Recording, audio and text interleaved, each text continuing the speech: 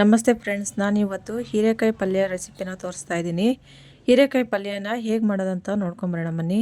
ಮೊದಲು ಗ್ಯಾಸ್ ಹಚ್ಚಿ ಒಂದು ಬಾಣಲಿನ ಇಟ್ಕೊಂಡಿದ್ದೀನಿ. ಅದಕ್ಕೆ 2 ಸ್ಪೂನಷ್ಟು ಎಣ್ಣೆನ ಹಾಕ್ಕೊಳ್ತಾ ಇದ್ದೀನಿ.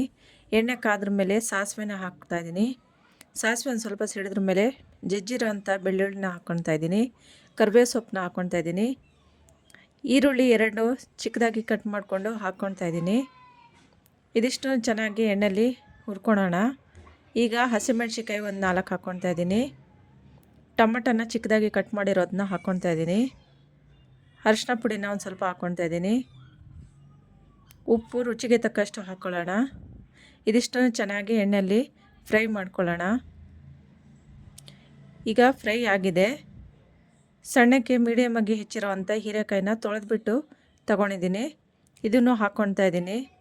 ಇವೆಲ್ಲವನ್ನು ಚೆನ್ನಾಗಿ ಮಿಕ್ಸ್ ಮಾಡಿ ಕಲಿಸ್ಕೊಳ್ಳೋಣ.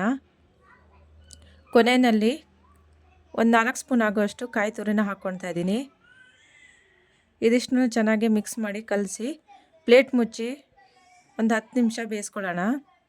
ಜಾಸ್ತಿ ಹೊತ್ತು ತನಕ ಹೀರೆಕಾಯಿನ ಬೇಯಿಸ್ಕೊಳ್ಳೋದೇನು ಬೇಡ.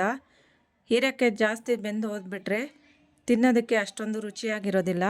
ಹೀರೆಕಾಯಿನಲ್ಲಿ ನಾರಿನ ಅಂಶ ಹೇರಳವಾಗಿರೋದ್ರಿಂದ ಅವಾಗವಾಗ ಹೀರೆಕಾಯಿ ಪಲ್ಯನ ಮಾಡ್ಕೊಂಡು ತಿನ್ನೋದ್ರಿಂದ ಆರೋಗ್ಯಕ್ಕೆ ತುಂಬಾ ಒಳ್ಳೆಯದು. ಎಳೆ ಹೀರೆಕಾಯಿ ತಗೊಂಡು ಪಲ್ಯ ಮಾಡೋದ್ರಿಂದ ತುಂಬಾ ರುಚಿಯಾಗಿರುತ್ತೆ. ಈಗ ಪಲ್ಯ ರೆಡಿಯಾಗಿದೆ. ನೋಡಿದ್ರಲ್ವ ಫ್ರೆಂಡ್ಸ್, ಹೀರೆಕಾಯಿ ಪಲ್ಯನ ತುಂಬಾ ಕ್ವಿಕ್ಕಾಗಿ, ರುಚಿಕರವಾಗಿ, ಆರೋಗ್ಯಕರವಾಗಿ ಹೀರೆಕಾಯಿ ಪಲ್ಯನ ಎಷ್ಟು ಬೇಗ ಮಾಡ್ಕೊಬೋದು ಅಂತ ಹೇಳ್ಕೊಂಡು.